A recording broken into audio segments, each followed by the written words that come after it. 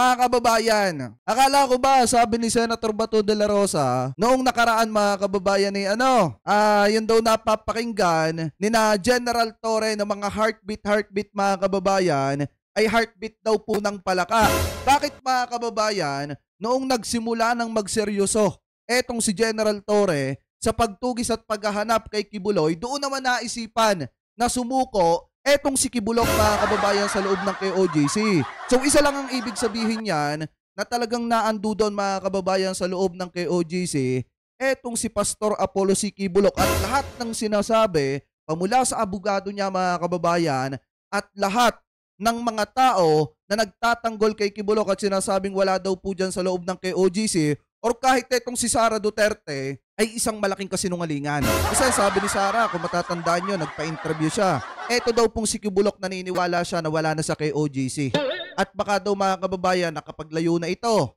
So ngayon kung titingnan po nating mabuti, si Kibulok mismong sumuko mga kababayan sa loob ng KOJC. So ibig sabihin, naandudon po talaga siya at nung nararamdaman na ni Kibulok na malapit na po siyang maaresto mga kababayan, doon niya naisipan na isuko na ang kanyang sarili. So ibig sabihin, lahat ng mga intel na dumadating kay General Torre, lahat ng pagsusumikap ni General Torre, nagbunga mga kababayan. At yung mga pang-aalipusta, panglalait nila kay General Torre mga kababayan, nagbunga. Dahil biruin nyo sinusubukan pagtakpan. Dapis na sanang mahuli yan mga kababayan ng mga nakaraang araw. Pero sinusubukan pagtakpan sa pamamagitan ng sa pamamagitan ng mga paghiring-hiring po nila dyan sa KOJC. Kung hindi naghiring yon mga kababayan automatic, baka nahuli na nung araw na yon etong si Kibulok. Kaso nga lang, may mga pautot yung tatlong senador na dapat ay sa mamamayan. Kaso nga lang, biglang naging senador ng KOJC. So ngayon kung titingnan nating mabuti mga kababayan, eto panoorin po muna natin etong nakita nating balita. At kaninang mga alas 2 ata or alas 5 mga kababayan, may mga nakarating na sa ating impormasyon na talagang susuko nga daw etong si Kibulok mga kababayan. Kaso nga lang kanina, saktong wala naman tayong internet at si PLDT nagkaroon pa ng problema. So ngayon, eto mga kababayan, panoorin po natin etong nakita nating balita na kung saan talagang dito mga kababayan sinasabi na talagang sumuko na ng tuluyan etong si Kibulok mga kababayan. Sa pagsuko ni Kibulok, eto na rin yung mitsa. Paalala ko lang ulit do sa mga vlogger, especially sa mga vlogger ni Kibulok, na malapit nang magwakas ang pagsuporta ninyo kay Kibulok. Bakit? Kasi mawawala na kayo ng sahod. Yung pinuno ninyo, talagang mananatiling nililitis mga kababayan dahil sa dami ng kaso na isinampa laban po dito kay Kibulok. At ngayon, yung mga vlogger mga kababayan, mawawala na sila ng sweldo. Mabubutas na di umano yung kanilang mga bulsa. Dahil yung kanilang pinuno, talagang sumuko na at naaresto na. So ito, i-play po natin. Ito nakita nating balita. Mga kaibigan, nandito tayo ngayon sa Camp Katitipan dito sa Davao City. At kasama natin ngayon si Brigadier General Nicolas Torre, ang Regional Director ng PNP Pro 11. Sabi ko naman sa inyo mga kababayan, noong nakaraang araw, nung sinabi ni Bato na yung heartbeat daw ay baka heartbeat ng palaka, diba sabi natin noon mga kababayan, pagka nahuli o sumuko etong si Kibulok, sa loob ng KOJC, babalikan kita, Senator Bato de la Rosa. Lahat ng kahihiyan, uulitin ko ulit sa iyo para maalala mo. Lalo na doon sa mga vlogger na nagtatanggol at lalo na kay Atty. Torion, akala ko ba hindi mo alam kung nasa saan yung kliyente mo? Bakit nung sumuko si Kibuloy kasama ka, Atty. Torion? So ibig sabihin, lahat ng sinasabi mo sa mga interview mo, lahat ng pinagsasasabi mo sa publiko kasinungalingan. At lahat ng mga sinasabi niyang sinabadoy, sinaka Eric, puro kasinungalingan lahat. Dahil mismong sumuko si Kibuloy sa KOJC, ibig sabihin nandudun lang talaga siya at nagtatago doon. At especially mga kababayan, babalikan din natin etong sina Archie Albao. Akala ko ba wala si Kibuloy sa KOJC? Bakit dun siya sumuko? Kung ginampanan nyo na maayos ang trabaho ninyo, bakit dun sumuko si Kibuloy kung wala siya sa KOJC? Archie Albao, Attorney Archie Albao, sana masagot mo. Kasi eto, matinding kahihiyan to sa departamento nyo dyan sa Davao. Kasi unang-una kayo yung nag-grade dyan, tapos wala kayong nakita. Tapos nung sina General Torre na, tumagal nga lang ng ilang araw, pero at least nagbunga mga kababayan. Ano po ngayon, ipagpatuloy pa natin. Sir, gusto naman namin makipagkwentuhan sa inyo, ano po ang nangyari itong maghapon na ito at alam niyo po ba yung nangyari ng pagkakahuli or pagkakasuko ni Apollo Kibuloy? Yung pagkahuli ang particulars ng pagkahuli ni Pastor Apollo Kibuloy ay para pakitanong nyo lang sa SILG. Si SILG lang i-interview nyo dahil ang mga details nun ay hindi ko talaga alam. Okay, so pakina lang at in fairness to him, hindi ko talaga alam ang mga details na yun. Pero siya po ay nanggaling mismo dito sa Davao? I think so. I would like to think so. Na dito talaga nanggaling sa Davao dahil pinasundo ng eroplano. So, and may convoy na pinalabas sa KOJC. Ang kinikwento niyo kanina ay siya ay sinundo ng C-130 with itong convoy. Sigurado na sinundo ng C-130. Basta namataan natin ng C-130 na naglanding sa TOG 11 at pagkatapos ay merong utos sa atin na palabasin yung siyam na sasakyan doon sa hangar papunta sa loob ng airport. Pinaguide ng ating ABSEO, yung Aviation Security Group na unit natin, and then dinala sa aeroplano. So RD, ano po masasabi niyo kasi all the while habang kayo ay busy rito, nandito pa rin talaga. At tama po yung sinasabi niyo, nandito si Apollo Kibuloy. Di ba? Hindi naman tayo nagduda dun eh. There's no doubt that he's here. Ang pagtatago nga lang. At napag-aralan natin kaya medyo humaba ang ating paghahanap. Dahil napakalaki nga ng lugar.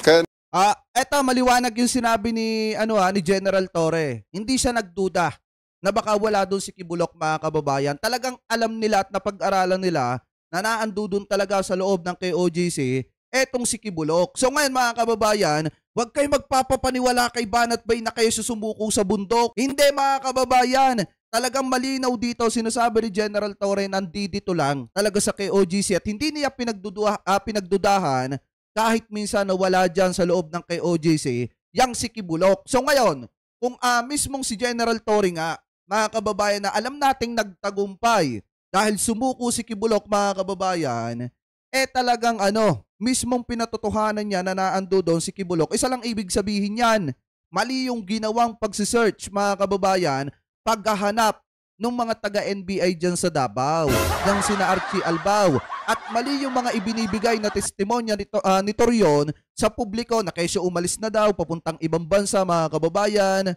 na kesyo wala daw sa KOJC. Mali lahat ng yan. Isa lamang pong paraan yan para iligaw ang publiko sa paghahanap kay Kibuloy nung mga panahong hinahanap siya. Napag-aralan talaga nila at alam talaga nilang nandiyan lang talaga sa loob ng KOJC etong si Kibulok. Dahil nga mga kababayan, yung mga aso ni Kibulok nagtahulan nung nagsimula na mga kababayan. Di ba kung mapapansin ninyo, nung nagsimulang pumasok doon sa silid na hinihinalang kwarto nitong si Kibulok, yung ating mga kapulisan, di ba nagtahulan lahat ng mga aso nitong si Kibulok, especially yung isa na kalbong aso, yung si Jason Sa, mga kababayan, di ba nagtahulan lahat sila? So ngayon nagkaroon ng lead yung ating mga kapulisan na baka nga doon lamang nagtatago etong si Kibulok mga kababayan. Kaso nga lang, nung iimbestigahan na, pagpapatuloy na itong sina General Torre yung pag-iimbestiga, saka naman dumating yung 3 paepal na senador mga kababayan at nagsagawa ng bias na hearing dyan sa KOJC. Dapat nga nung isang araw pa arestado yung si Kibulok, kaso nga lang nagpa-epal yung 3 senador. Napag-aralan din naman natin, natututo rin tayo. At saka ako'y nagpapasalamat din kay Pastor Apollo Kibuloy for the realization na ito na talaga ang tamang gawin. Kundi harapin na lang talaga ang batas. Ano po masasabi nyo ngayon sa inyo pong sa tropa na matyagang nagantay, nag-operate for 16 days, nandito sila? Ako'y lubos na nagpapasalamat sa ating mga kababayan at sa ating, lalong-lalo sa ating kapulisan na nagpakahirap, nagpuhunan ng dugo, pawis, luha at pawis para ma-achieve ang mission na ito. So maraming salamat sa inyong cooperation. At sagot ko ngayong gabi ang lechon at band. Ano naman po masasabi ninyo, General, sa mga taga-KOJC? Well, ako'y nagpapasalamat din sa ating mga kapatid sa KOJC sa kanilang kooperasyon at May mga pagbabanghayan siguro, hindi pagkakaintindihan, at may mga engkwentrong mga maliliit lang naman. So, I do hope that this will be the start of the healing. At hindi tayo magkaaway ho. Hindi niyo ako kaaway. I just played my role. Ito po talaga ang ibinigay sa akin. Alam nyo ba mga kababayan, nung nasa sa hearing, etong si General Torre, marami sa mga kababayang Pilipino po natin ang naawa dito kay General Torre. Alam nyo kung bakit? Kasi eto kasing si Badoy mga kababayan, sobrang bastos. Eto sana makarating kay Dr. Badoy ito. Sobrang bastos nyo po. Kasi unang-una mga kababayan, saan ka ba naman nagkatala? Ikaw ay nasa sa media, lalo na't doktor ka pa. Sasabihan mo na etong si General Torre ay may sakit na parang may sinasabi siyang sakit sa pag-iisip. Mga kababayan, parang may ganon etong si General Torre. At siya, kung makikita nyo dun sa hearing na yun, paulit-ulit niyang sinasabi yon. Mga kababayan, at hindi gaanong mapigilan ni Bato de la Rosa etong si Badoy habang nagsasalita. Kaya nga tinawag na bias yung hearing nitong si Bato mga kababayan. Kasi nga binabastos na etong si General Torre, hindi niya pa mapagsabihan ng diretsuhan etong si Badoy. At kung makikita niyo mga kababayan, di ba, nagsalita pa rin yung isa na member ng KOGC, tinanong etong si General Torre kung magkano ba. Ibig sabihin mga kababayan, ipinapakita nitong mga taga KOGC yung kanilang paraan ng panunuhol mga kababayan. Kasi biruin nyo, lantarang tinatanong etong si General Torre at binabastos. Halos lahat ng pabor dun sa hearing ni Bato, talagang lahat dun sa mga taga KOGC, mga kababayan. At kokonti lang yung dito kay General Torre, pero nanindigan. Etong si General Torre na kahit nag-iisa siya doon, mga kababayan, talagang hinaharap niya yung mga ibinabatong accusation ng mga taga KOGC. Pero kita nyo naman yung naging bunga, naging resulta. Sa huli mga kababayan, tumama pa rin talaga etong si General Torre. At talagang kung makikita natin, nagtagumpay at masasabi natin na mission accomplished yung paghuli dito kay Kibuloc mga kababayan dyan sa KOGC sa pangunguna ni General Torre. Unlike mga kababayan, dun kay Archie Albao na mismong nag-raid, hindi pa natapos yung pagre-raid, sinabi na agad na wala daw doon etong si Kibuloc mga kababayan, pero kalaunan, sumuko din naman doon etong si Kibuloc. So ibig sabihin, from the start, nagsisinungaling na agad etong si Archie Albao. Ano po, ipagpatuloy pa natin? Na role, ibinigay sa aking trabaho. Kung kaya't ginawa lang ho natin ito in accordance to how we perceive on how we do it our way. Hello, sir. Ayan po si General Torre at medyo wala pang ring pahinga at sinasabi nga niya na walang pahinga ang mga police, even siya ay wala pa rin pahinga hanggang ngayon, pero for 16 days nagkaroon ng magandang resulta itong kanilang naging operasyon. Okay, 2 linggo kayong nag-ikot. Saan kaya nagtago si Kibuloc? Tama kami. Diba? Yung sa presentation ko, tama yun. So, we do think yung mga ang mga details I'll just give you sa mga official press statement natin. Okay? So, Banat Bay, nakikinig ba si Banat Bay mga kababayan? Di ba sabi niya sa bundok daw nahuli? Pero ito, itinanong kay General Torre kung saan daw posibleng nagtago etong si Kibuloc mga kababayan. At isa lamang yung sinagot niya, tama siya mga kababayan. Kasi yung presentasyon po niya tumama. Ibig sabihin, doon talaga nagtago etong si Kibuloc sa ilalim ng KOGC mga kababayan. Na nung ipagpapatuloy pa sana yung paghuhukay, di ba biglangan dumating yung 3 senador na paepal? Kaya nga ang nangyari mga kababayan, naalintana yung paghahanap dito kay Kibuloc mga kababayan at pagtunton dun sa lagusan ng bunker papasok sa ilalim nitong KOGC para maaresto etong si Kibuloc mga kababayan. So ibig sabihin, totoo nga, tumama nga etong sina General Torre na dun nga sa ilalim ng KOGC nagtatago etong si Kibuloc mga kababayan. At yung sinasabi ni Bato de la Rosa na yung nadidetect na heartbeat mga kababayan ay sa palaka, nagkamali po siya. Dahil heartbeat po talaga ni Kibuloc yung nadetect mga kababayan. Ano po, ipagpatuloy pa natin. Ako'y nagpapasalamat lamang sa inyong pagkakataon. sa ibinigay niyo sa akin. I do hope to see you tomorrow kung medyo malinaw na ang mga detalye. Okay? Maraming salamat, General. Alright, yan po ang ating panayam kay General Torre at medyo in-interview rin siya ng ibang media. Pero yan muna ang update natin sa ngayon. Ang sinasabi niya kanina, wrap up lamang, hindi niya alam ang nangyari, kung paano sumuko, nahuli si Kibuloy.